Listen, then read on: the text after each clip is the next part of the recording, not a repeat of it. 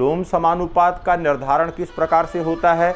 यदि एक राशि के बढ़ने पर दूसरी राशि भी उसी अनुपात में बढ़ जाती है अथवा एक राशि के घटने पर दूसरी राशि भी उसी अनुपात में घट जाती है, तो इस प्रकार के अनुपात को हम अनुलोम समानुपात कहते हैं। और यहाँ पर होता क्या है, यहाँ पर जो दो राशियाँ हैं, जैसे एक राशि x है और दूसरी राशि y है, तो x बटे y इसका अनुपात निश्चित होता है। या कह लें कि एक राशि अगर y है, y में x का भाग दें तो यहाँ पर भी कोई नियत मान आएगा। तो दोनों दशाओं में यह x बटे y करिए या y बटे x करिए, यह मान नियत होता है। तो इतना देख करके आप स्पष्ट कर लेंगे। फिर दूसरी चीज़ है कि अगर डायरेक्ट प्रपोर्शन है तो तीर दोनों एक ही दिशा में लगती है। एक ही दिशा में तीर लगाएंगे और तीर लगा करके फिर जो है प्रश्नों को आप हल करेंगे। जो समानुपात के लिए आपको नियम बताए गए हैं उन्हीं नियमों का अनुपालन करेंगे। यदि A/B बराबर C/D है तो अब आप क्या करते थे, A/B बराबर हो गया C/D के। इसका उपयोग करके आप प्रश्नों को लगा पाते थे। और आज के वीडियो में हम लोग क्वेश्चन नंबर 1, क्वेश्चन नंबर 2 और क्वेश्चन नंबर 3 इन 3 प्रश्नों पर बात करेंगे और देखेंगे कि कैसे इन प्रश्नों को हम लगाते हैं। यहाँ पर क्वेश्चन नंबर 1 में देखिए, कह रहा है कि निम्नलिखित सारणी को अभ्यास पुस्तिका में उतार करके और k का मान लिखिए, जहाँ पर k क्या है, x बटे y है। तो यहाँ पर अब k यह बराबर किसके है, k बराबर है x बटे y के। ठीक, अब पहला देखिए यहाँ पर 20 बटे 40 है, तो यह बराबर हो गया 20 बटे 40 और यह बराबर कितना हो गया, 1/2 के। तो यहाँ पर कितना मान आ जाएगा, 1/2। फिर देखिए k बराबर x बटे y। अब दूसरे पद के लिए यहाँ पर यह है 40 बटे 80, 40 बटे 80 और यह बराबर भी कितना हो गया, यह बराबर भी हो गया 1/2 के। फिर देखिए आगे है k = x बटे y और यह बराबर है 60 बटे 120 के और यह बराबर भी कितना है, यह बराबर भी हमको मिल गया यहाँ पर 1/2 के।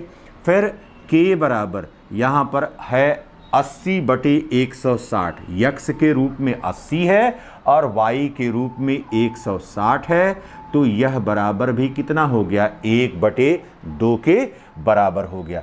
तो अब यहाँ पर क्या बात निकल कर के आ रही है, यहाँ पर अब हम देख ले रहे हैं कि मान x बटे y का स्थिर है, k बराबर x बटे y और यह बराबर 1/2 है।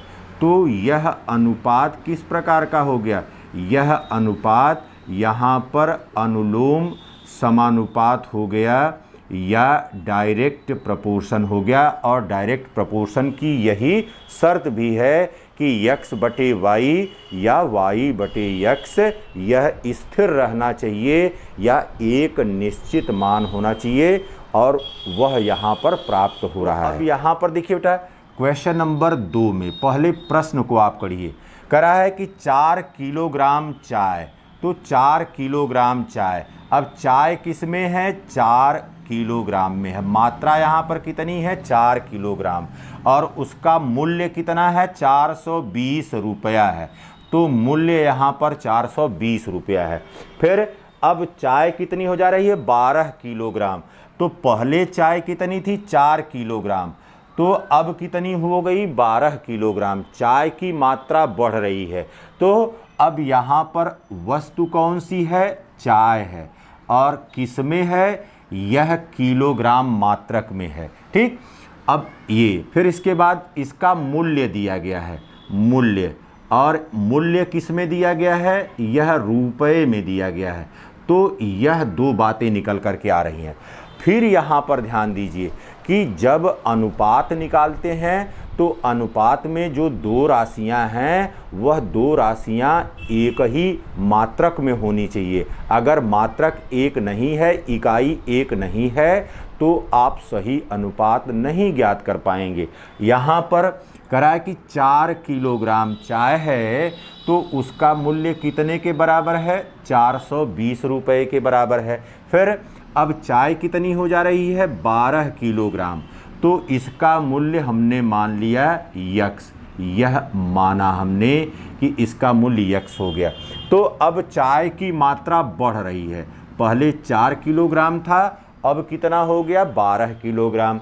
तो मूल्य में भी वृद्धि होगी, इसलिए तीर फिर ऊपर से नीचे की तरफ लगेगा। अब यहाँ पर देखिए, ये हो गया 4/12 बराबर, ये हो गया 420 बटे, और यहाँ पर हो गया यक्स के, या इसी को लिख सकते थे 4/12 समानुपाते 420 अनुपाते यक्स के रूप में। तो अब यहाँ पर देखिए तिर्यक गुणा करते हैं। तिर्यक गुणा किस प्रकार से किया जाता है? पहले भिन्न का अंश दूसरे के हर से गुणा किया जाता है। तो ये हो गया 4 गुणे यक्स बराबर, अब दूसरे के हर से पहले के अंश में गुणा किया जाता है। तो यहाँ पर ये हो गया 12 गुणे और ये हो गया 420, इसलिए यक्स बराबर हो गया 12 गुणे और 420। अब यहाँ पर यह 4 बटे में आ गया। अब 4 को काट दीजिए, 4 एकम 4 और 4 तियाइन 12, फिर 3 का गुणा अब 420 के साथ कर दीजिए। तो यहाँ पर ये हो गया 1260 रुपया। तो अब यहाँ पर देख रहे हैं कि 4 किलोग्राम चाय का मूल्य 420 रुपया था, तो 12 किलोग्राम चाय का मूल्य कितने के बराबर हो जाएगा? यह 1260 रुपये के बराबर हो जाएगा। तो यहाँ पर अब विकल्प में देखिए कौन सा विकल्प सही है। यहाँ पर यह जो डी विकल्प दिया गया है 1260 रुपया, तो यहाँ पर विकल्प डी 1260 रुपया यह सही है। तो बिना लगाए आप विकल्पों को देख करके उत्तर सीधे सीधे नहीं दे सकते हैं। क्वेश्चन नंबर 3 में कह रहा है कि एक कार 30 मीटर पर सेकेंड की चाल से चलती है, तो एक घंटे में वह कितनी दूरी तय कर लेगी? अब यहाँ पर देखिए, यहाँ पर कार की चाल 30 मीटर पर सेकेंड दिया गया है। अब जो बातें आपको हर प्रश्न में ध्यान देने वाली हैं, यहाँ पर कार की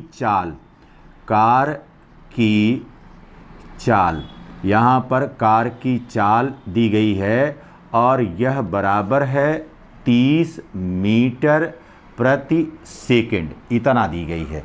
अब फिर तो वह 1 घंटे के पश्चात कितनी दूरी तय करेगी? तो अब यहाँ पर देखिए बेटा, समय क्या दिया गया है? समय दिया गया है 1 घंटा, समय बराबर 1 घंटा, और यह बराबर हो गया कितने के? 1 घंटा बराबर होता है 60 मिनट के, और यह बराबर हो गया 60 गुणे और 1 मिनट, 60 गुणे 1 मिनट, और 1 मिनट बराबर 60 सेकेंड होता है। तो 60 गुणे 60 यह बराबर हो गया 60 गुणे 60 सेकेंड के, और ये हो गया 3600 सेकेंड के या 3600। तो 1 घंटा बराबर ये हो गया 3600 सेकेंड के। अब यहाँ पर देखिए, चाल बराबर होता है दूरी बटे समय, इसलिए दूरी बराबर क्या होगा? दूरी बराबर हो जाएगा चाल और गुणे समय। तो इस बात को, इस सूत्र को याद रखना है। और यहाँ पर 1 घंटे को जो 3600 सेकेंड में परिवर्तित किया है उसको याद रखना है। अब सबसे पहले ये देखा जाए कि कार 1 सेकंड में कितना चलती है। तो कार द्वारा 1 सेकंड में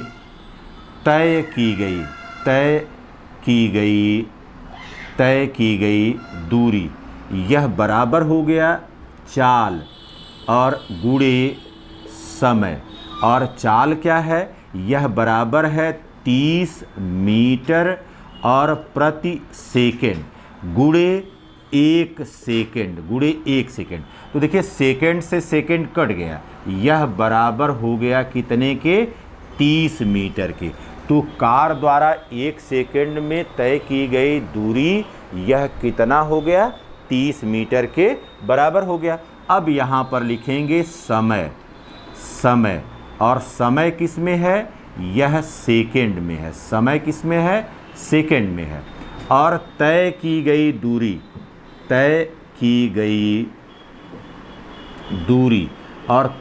गई दूरी यह किस में हम प्रदर्शित कर रहे हैं? मीटर में। तो यहाँ पर अब ये 2 राशियाँ निश्चित हो गई x और y के रूप में कि एक जो है समय है और दूसरा यहाँ पर यह तय की गई दूरी मीटर में है। तो अब यहाँ पर समय कितना है? 1 सेकेंड है। तो 1 सेकेंड में यह कितना दूरी तय करती है? 30 मीटर दूरी करती है।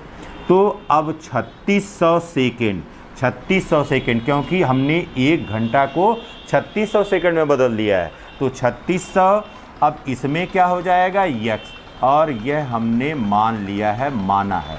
अब यहाँ पर देखिए बेटा, समय 1 सेकेंड से 3600 सेकेंड हो रहा है, तो दूरी भी अब क्या होगी? दूरी भी बढ़ जाएगी। इसका मतलब है कि 1 अनुपाते 3600 समानुपाते 30 अनुपाते x के, या यहाँ पर हो गया 1 बटे और 3600, यह बराबर हो गया यहाँ पर 30 बटे x के, या अब यहाँ पर देखिए, अब तिर्यक गुणा कर लेते हैं, तो ये हो गया x इंटू 1 बराबर हो गया 3600 गुणे 30 के, या x बराबर हो गया, गुणा कर दीजिए, ये हो गया 108 और फिर 1 2 3, यह मीटर में। इतना दूरी यह तय कर रही है मीटर में, कि अब यह 1,08,000 मीटर दूरी तय कर रही है। अब इसको किलोमीटर में बदलना है। तो आप जानते हैं कि 1 किलोमीटर यह बराबर क्या होता है? यह बराबर होता है 1000 मीटर, या 1000 मीटर बराबर 1 किलोमीटर, या 1 मीटर बराबर हो गया 1/1000, यह किलोमीटर। तो अब इसको मीटर को किलोमीटर में बदलना है। तो ये हो गया x बराबर 108,000 और मीटर में था, तो यहाँ पर अब 1000 से भाग दे दिया और यह किस में बदल गया? किलोमीटर में। अब 3 0 यहाँ से कैंसिल हो गया ऊपर नीचे से, और यहाँ पर हमको मिल गया कि x बराबर क्या है? 108 किलोमीटर। तो 1 घंटे में कार कितना दूरी तय करेगी? 1 घंटे में यह कार 108 किलोमीटर की दूरी तय करेगी।